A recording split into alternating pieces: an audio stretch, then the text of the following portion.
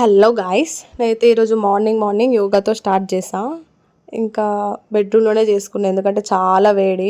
ఏసీలో చేసుకుంటేనే కొంచెం బెటర్ అనిపించింది.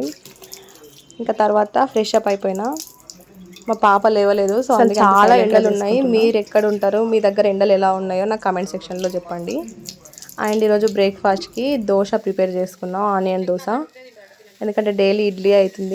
అండ్ నేను దోశ వితౌట్ ఆయిల్ వేస్తాను, ఆయిల్ అసలు యూజ్ చేయను, కంప్లీట్గా అవాయిడ్ చేస్తా. అండ్ చట్నీకి కూడా అసలు ఆయిల్ యూజ్ చేయను, నార్మల్గా పీనట్స్ వేయించి మిర్చి వేయించి చట్నీ చేసుకుంటాను.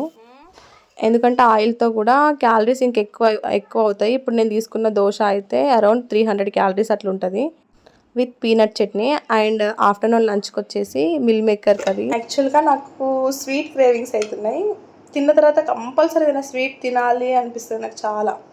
సో రాగి లడ్డు బెల్లంతో చేసా.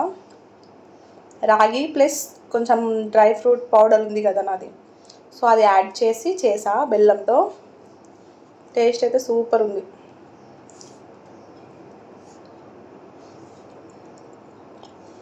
ఇంకా ఇంతే video. Subscribe for more. Bye guys. తిన్న తర్వాత 10 minutes వాకింగ్ చేయండి, ఇప్పుడు చేస్తున్నా.